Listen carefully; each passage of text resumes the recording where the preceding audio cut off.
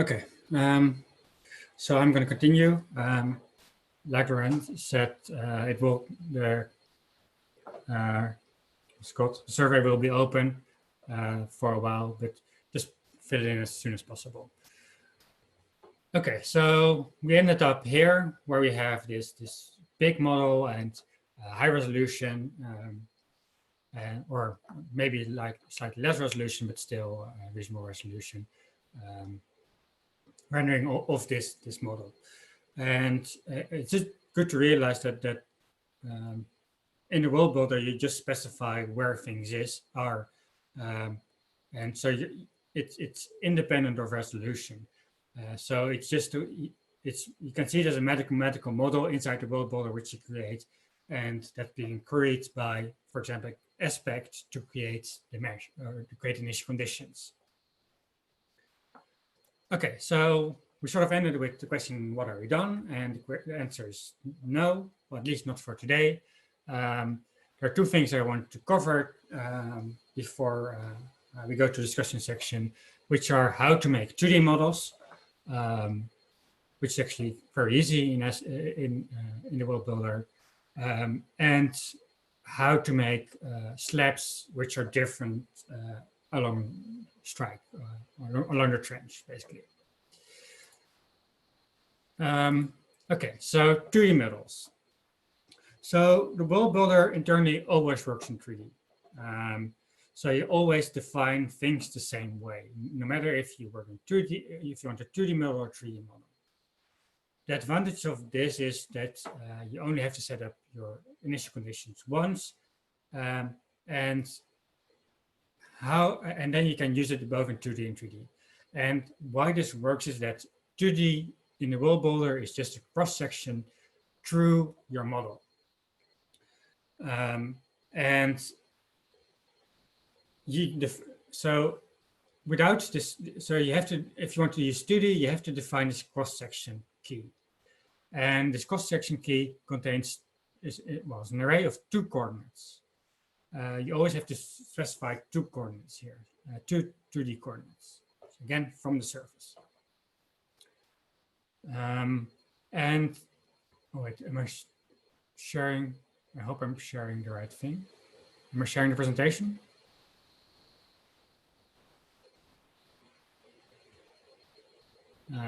If not, yes, you are. Okay, good. I can see it. Okay, great.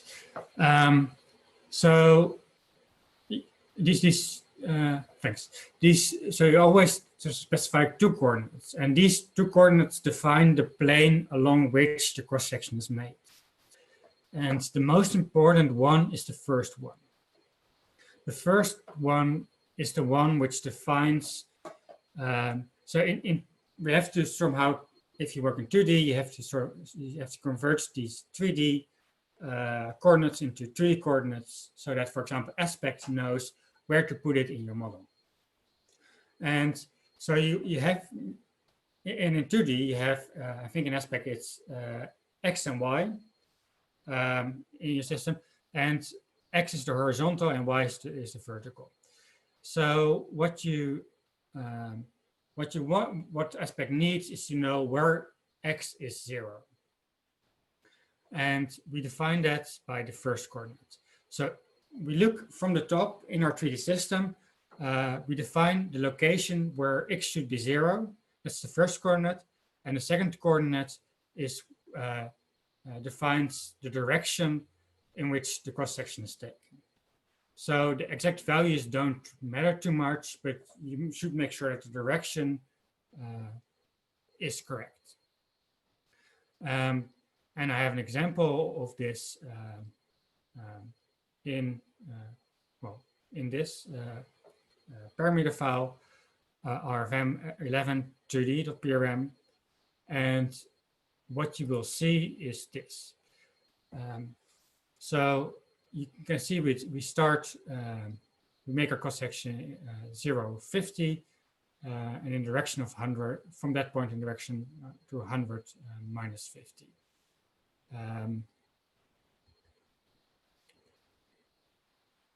Anyway, I'm not sure if that's entirely, let's look it up. CI. That's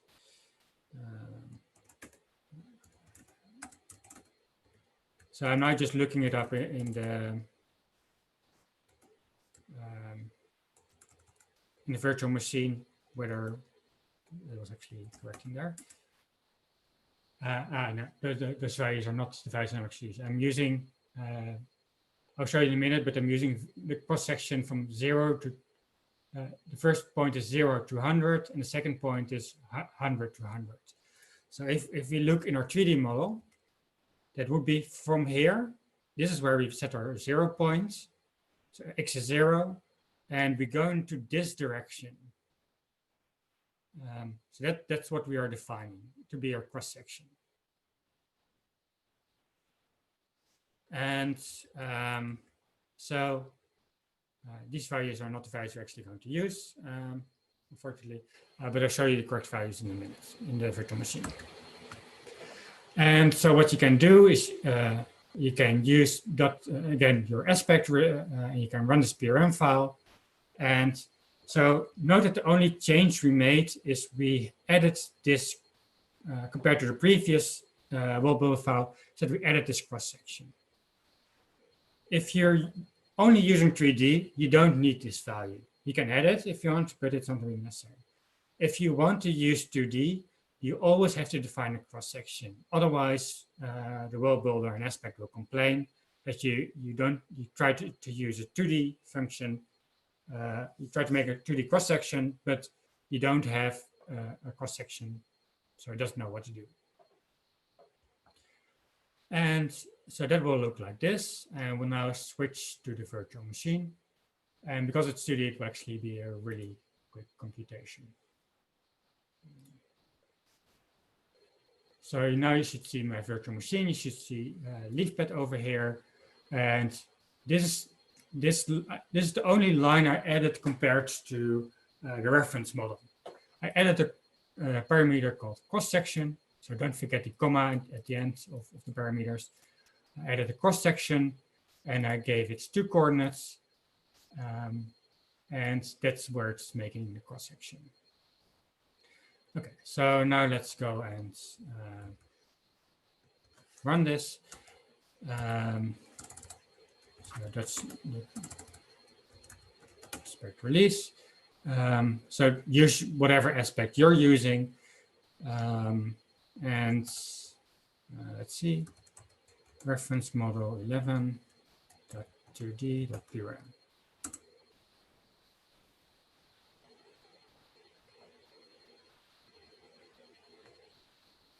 And so maybe it's also good to point out that this PRM file is now, I changed an aspect to the dimension. So this is the PRM file, the aspect PRM file we just ran. So again, I set the world builder to write world builder file. This is unchanged. I set the right output directory. And so the important things I changed is set the dimension of aspects to 2D.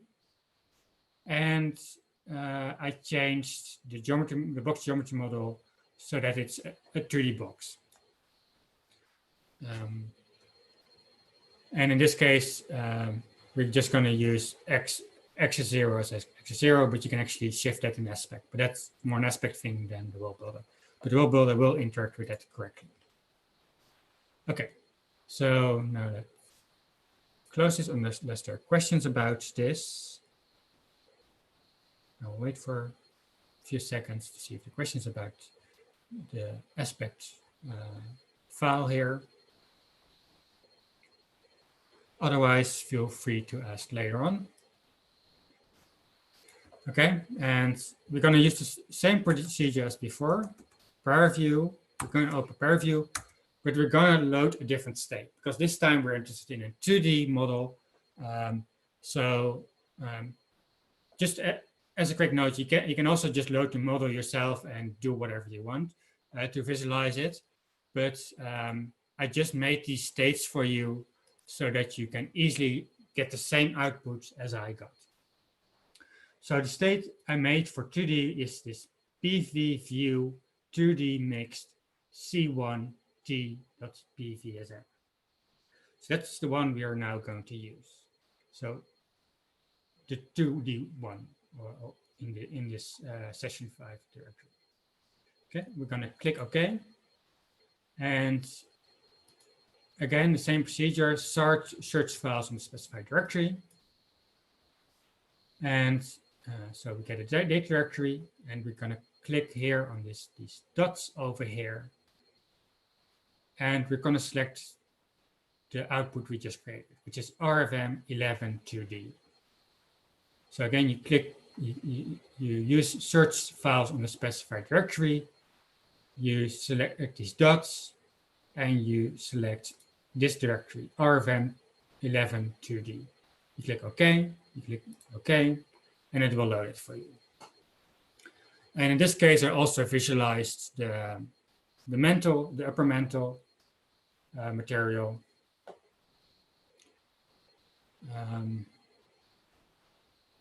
So that otherwise it would be transparent, because this is just 2D, so it doesn't hinder us to have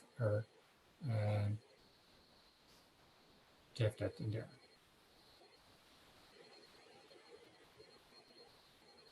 Seems to be taking a long time. Not entirely sure why it's hanging up.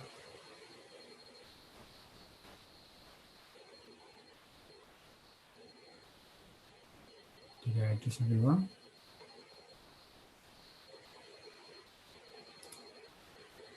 Okay, let's try it again. Oh, there it is.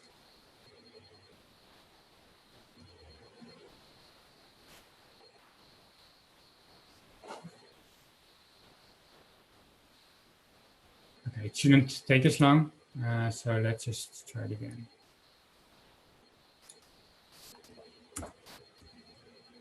So I'm just going to do the exact same thing as I just did a minute ago. I'm going to select load state, select the 2D file, make sure I have the correct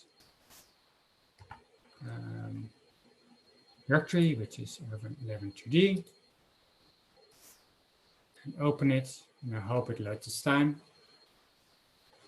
And otherwise, we can just look at the slides.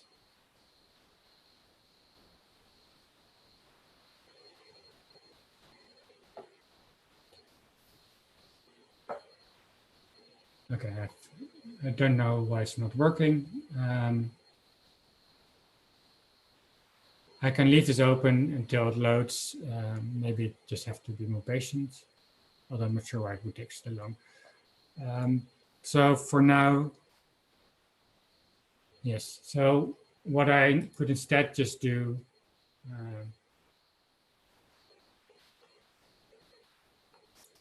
is open ParaView and just open the file itself. So you probably have seen this before in the previous day. You can file open, or you can use this icon over here. I'm going to select it, and I'm going to select the specific file. And we're going to hit apply. And then you see the outline of the box. And feel free to follow along, but it's not necessary. I just want to show you how you would do it. So this is what the temperature looks like. You can see that there's an interesting temperature profile. We can see our rich system oceanic plates temperature model quite nicely over here. And you can see that it's bending from 0 to 60 and then from 60 back. And we can take a quick look at different compositions. So we have a composition for this part. We have this composition is the lower part. We have this composition, which is the lower slab part. And we have a composition which is partly in the oceanic plate and partly in the subducting plate. And we have the mantle. And well, I can show you a nicer picture inside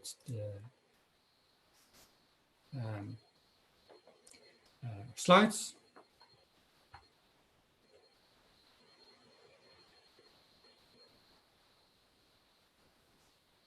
Okay, so I see that multiple people had the same issue I had. There might be something wrong with state file. I created them on my local machine.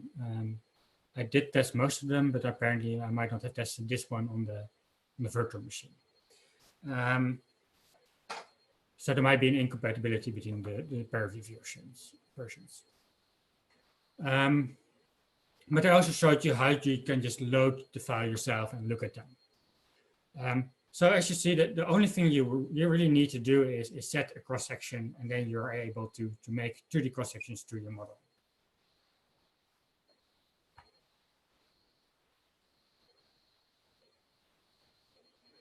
So there's a question: when you use the wheel builder, is it always necessary to have a compositional field with the background material?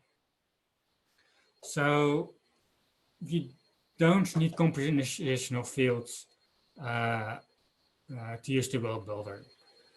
They're an option, and you can decide both in aspect or in the wheel builder not to use compositions.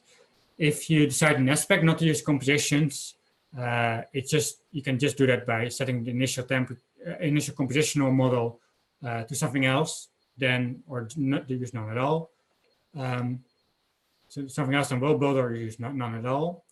If you don't want any compositions in your model, but you still want to output that to aspect, you can just define no compositional models, and what it will do is it will return a 0 composition for any compositional field.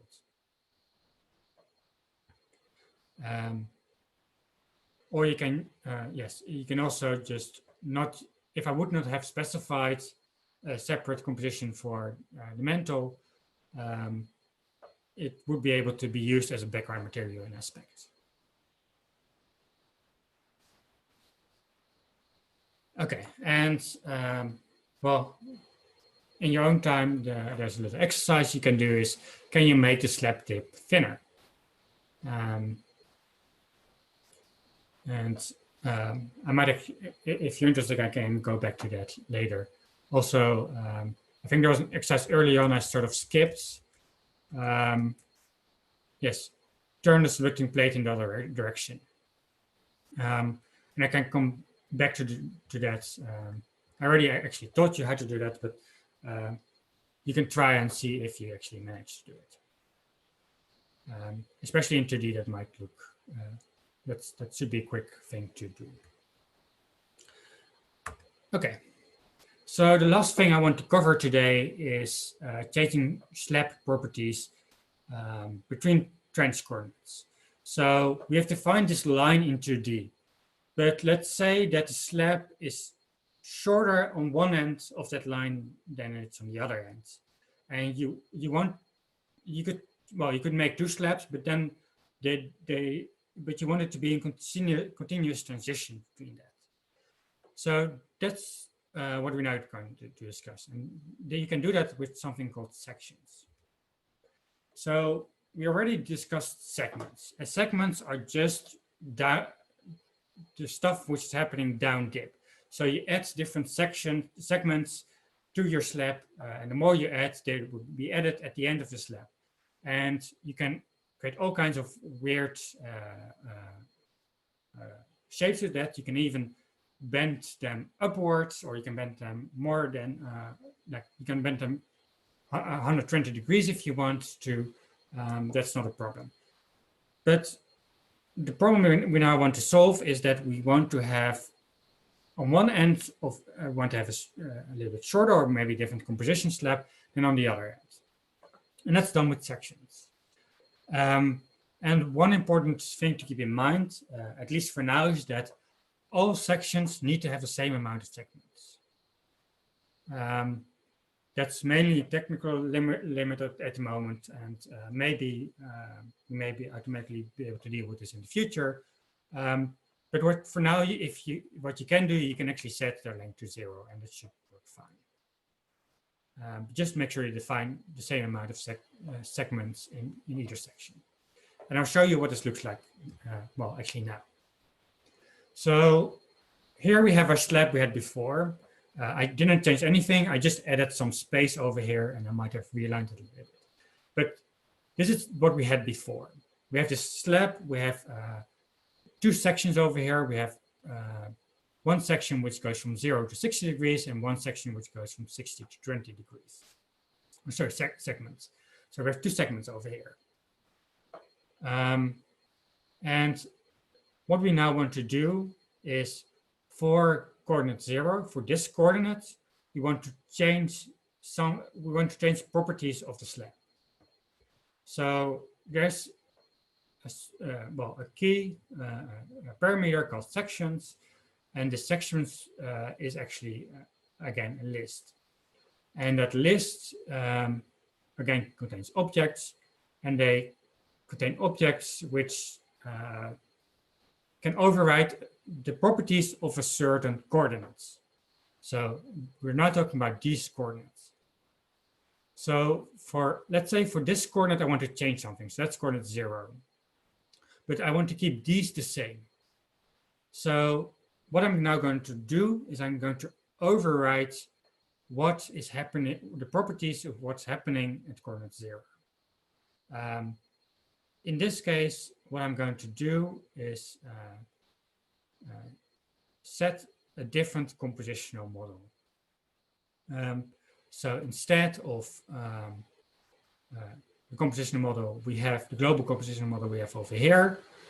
For this coordinate, we're going to define a different compositional model. And the only change I made in here is instead of 2, it's going to be composition 1. And like I said, we actually need 2 segments in there, otherwise the web builder will complain. So let's also make it a little bit more interesting. So we're adding 2 segments over here, and we're actually not going to do that much special and any special composition here. We could again add another compositional model, another temperature model to each of these segments. We're not going to do that for now. But feel free to play around with it.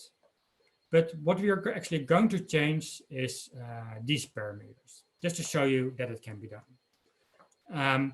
And we're going to make it a little bit shorter. We're going to make it 400 instead of 500 kilometers. So, and we're going to now make the slab tip a little bit thinner. And this shows you how to do that. So in the first segment, we have a thickness of 100 kilometers. In the second segment, which is attached to that, we start out with 100 kilometers, and then we make it thinner until 50 kilometers. And instead of an angle of from 0 to 60, well, we have the same angle from 0 to 60 degrees as we had over here. Over here. But we're also going to change the angle of the second segment.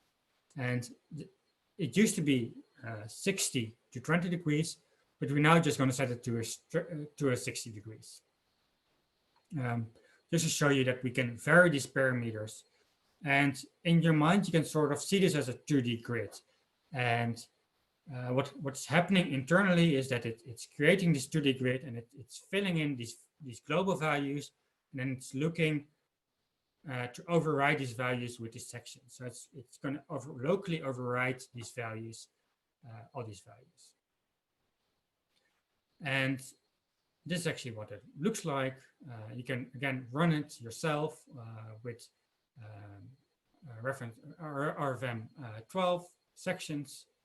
I think this is actually not a high resolution model, but you can make it a high resolution model if you want to. Just check your parameter file of aspect to know that beforehand. And what you can see is that there's now a slight difference in both length, but also dip. And there's a different composition in this part. And again, we could have made a difference between the upper segment and the lower segments. That should be easy, or that's actually quite easy because it's the same procedure as we've done over here. And what you can now do is you can use this model and you can actually, I would suggest try do new things. So you could, for example, make this curve 120 degrees, and you see that it will actually bend. But you also will see some artifacts showing up. So this is a high resolution model. And just in short, to get the general concept of how you can deal with these artifacts are usually, especially with the slab, created by that there is a too steep angle between these two parts. And these steep angles are also usually not really realistic. And what you can do, and unfortunately I don't have the time to go into detail with this, is but you can look it up in the manual. It's explained there in detail how to do it. But you can let the wall builder make a spline between these points and automatically interpolate on this spline, and that will create a much smoother. It will smooth out any of these differences and will resolve many of these artifacts. There's actually something I'm working on to actually improve this even more, but that's future developments, and that's actually. Menno, since you were talking about artifacts and jumps, there was a question that is somewhat related to that. So in these models, there are sharp edges in some places, or jumps in temperature or composition. Is that something that is impossible to avoid? And how much of a problem is this for actually running these models? So let's start with the second question. So yes, there are ways to avoid it, but I did not need them in my models. So the big 3D model you saw in the beginning of the Caribbean was actually created in a similar fashion to this, and it ran just fine. So it just makes it will take a little bit of diffusion in the beginning, but besides that, the sharp edges have not been a problem for me. But you can actually smoothen these edges, and I can show you maybe in the discussion section how to do it. I can give you at least a quick hint, but it's also in the manual in detail. So we've given this, let's say where is it? So in here we have two compositions, and let's say we let these compositions overlap in some way, or we overlap two different compositions. Anyway, what you can do is, for now, I just defined there to be one composition in this volume, but you can actually define that there are multiple compositions in the volume, and through a fractions parameter, you can define what their individual fractions are, and these fractions will also be linearly interpolated between themselves. But I would recommend you to look at the manual for that, for how to do that. It explains basically in the first part where the manual goes through all these different parts. Yep. But in practice, I haven't really needed it. So okay. You also see the sharp edges with temperature. That's currently a little bit harder to avoid, but you could do it by having another coordinate in here, in which you give the adiabatic temperature on the sides, and you let it linearly interpolate between an adiabatic temperature and a slab temperature. That by way you could very easily smooth it out. Okay. And a second question that was already answered in the chat, but maybe for everyone. So there was the question if these parameter files in the folder could be used to actually solve something. It looks like most of them are only set up to to set up the initial condition and then not solve and immediately, what would be the changes that are necessary to actually run these models in time?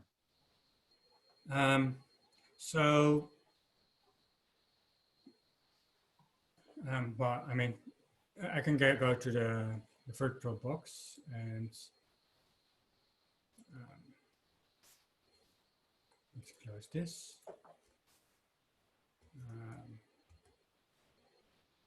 Let's open a PRM file.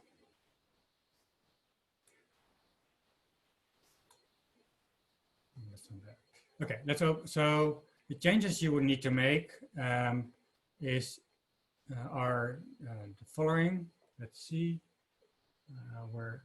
So I think most changes you need to make are here in the bottom.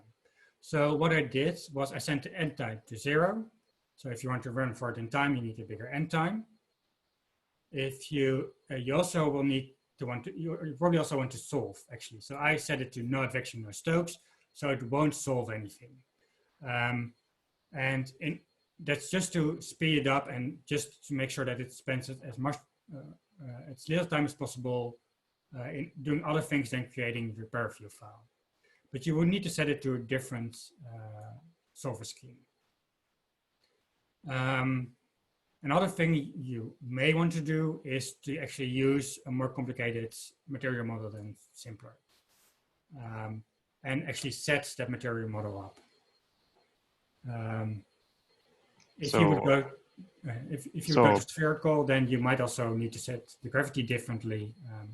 I think these are the most important changes. Okay, so participants would essentially need to combine this parameter file with the parameter files that we discussed in the earlier days. Yes. To run this forward in time. And currently these parameter files are there to show how to use the world builder to build an initial condition, but they are not prepared to actually run a subduction model. Yes, that's correct. Okay. So please for example, have a look at the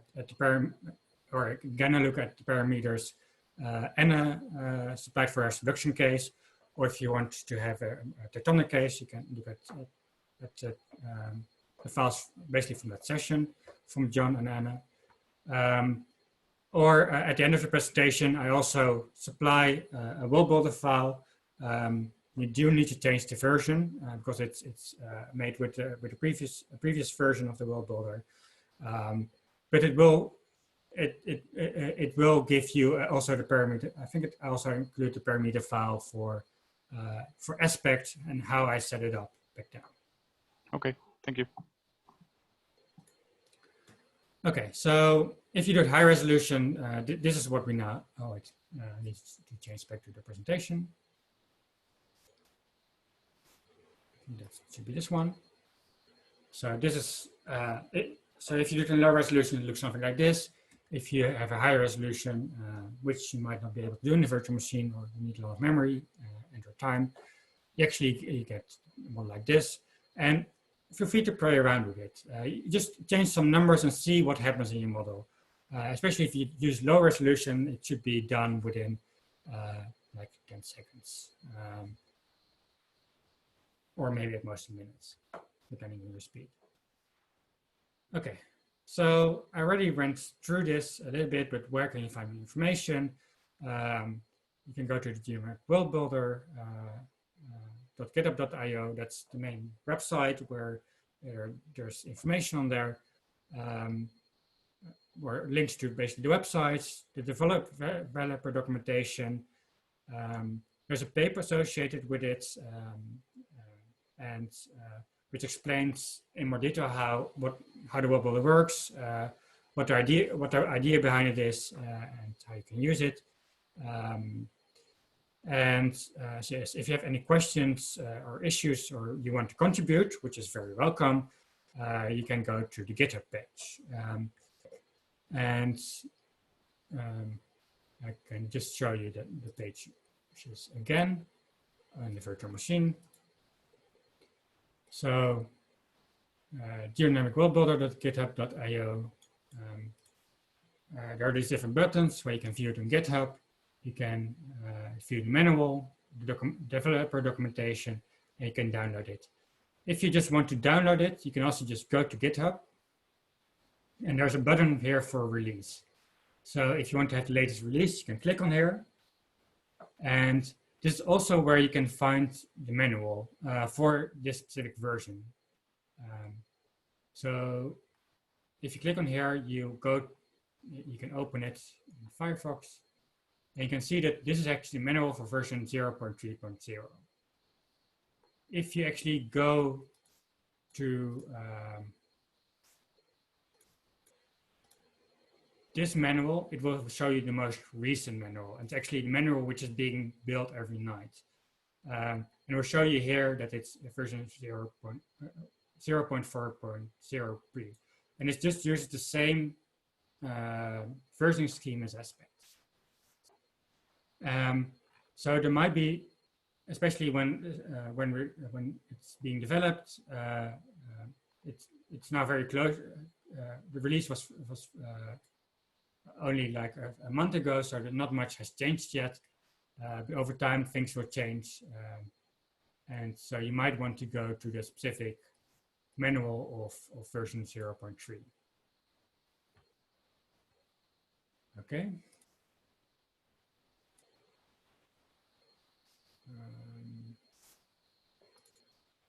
So that's it for the more information. Okay, I'm not sure what happened there.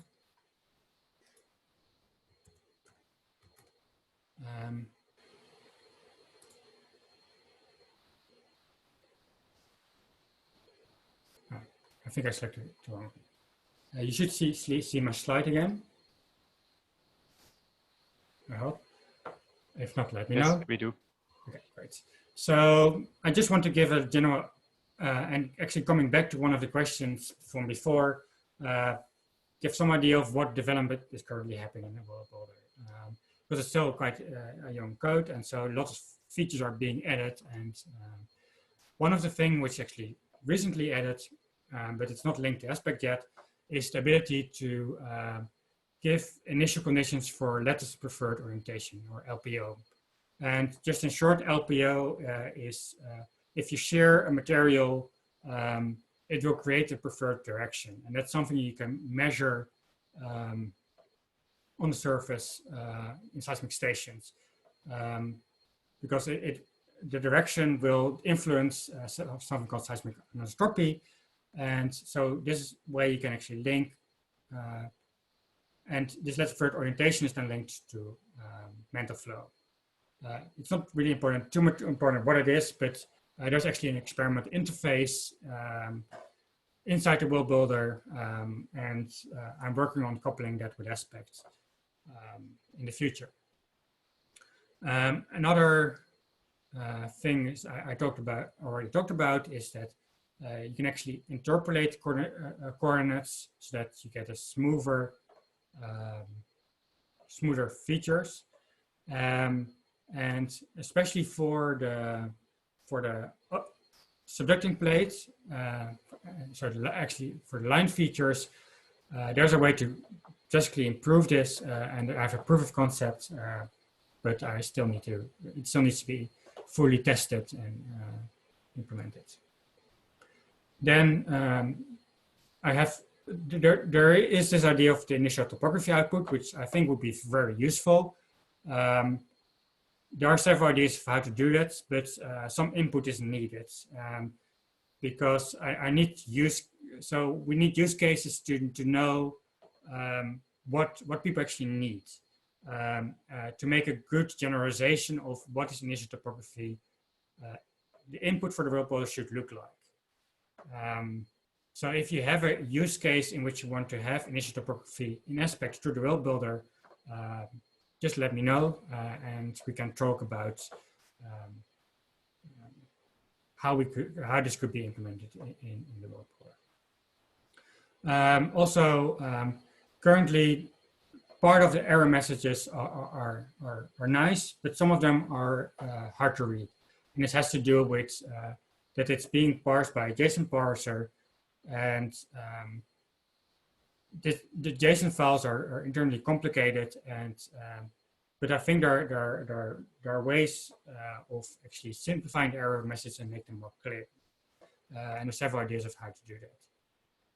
And the last thing is actually allowing the subducting plates to influence overriding plates. And this is just a to-do. For example, if you have a subducting plate, you might want to have the overriding plate to be a little bit hotter where it touches the overriding, where the subducting plate touches the overriding plate. Or you might have a different composition there. Currently, it's possible to do that with a bit of trickery, but it should be more intuitive. So for more development, these are just some of the things of development issues. There are more in there on the GitHub page. And you can also ask your questions there. And I just want to reiterate, contributions are very welcome. So that's it for me today. There are just saying there are some bonus slides. If you're interested, you can download it and you can go down to the presentation in Dropbox, and you can go to it yourself. Thank you. We have one more question in the chat that we maybe can quickly discuss before going into the break, and then I suppose we will continue with the same process as the last days, except today is the last day, so maybe we should say a few words about the tutorial in general. But before we get to that, Menno, where was the page that you just showed that had code examples and parameter files that you can plug into Aspect? Was that the cookbook folder on the GitHub page, or? Oh, I'm not entirely sure. What you mean in the VirtualBox? Let's see. Where's my VirtualBox? It was probably on GitHub. I don't see my VirtualBox. Ah, there it is. So, yes, I'm not entirely sure what are you asking about. This file, the parameter file? No, it looks like code examples for the world builder. Like cookbooks. Like cookbooks. Okay, so not specifically for this tutorial, but in general cookbooks. What you can do is you can, or you can go just to the GitHub of World Builder, so to the GitHub page. And there is a subsection in here called cookbooks. And those cookbooks contain, there are different cookbooks over here, and they contain different files. It can actually contain 2 files, usually. One is just a simple world builder file, and the secondly is a grid file. And I'm not sure if I have the time to actually go into the grid files.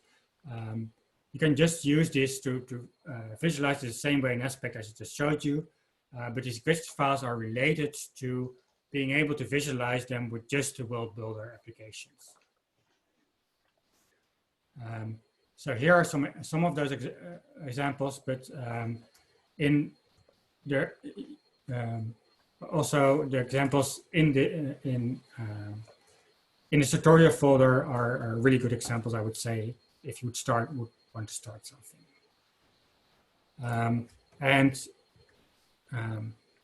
So just to show you that this is also a bonus slide. Wait, I have to change back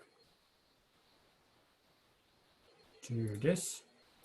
This is what bonus slides 2, and this actually has a more complicated example with some nice. Actually, it's also for version 0.2, and this example is also in the cookbook folder in the GitHub page. And it has a little bit more explanation and some more nice errors.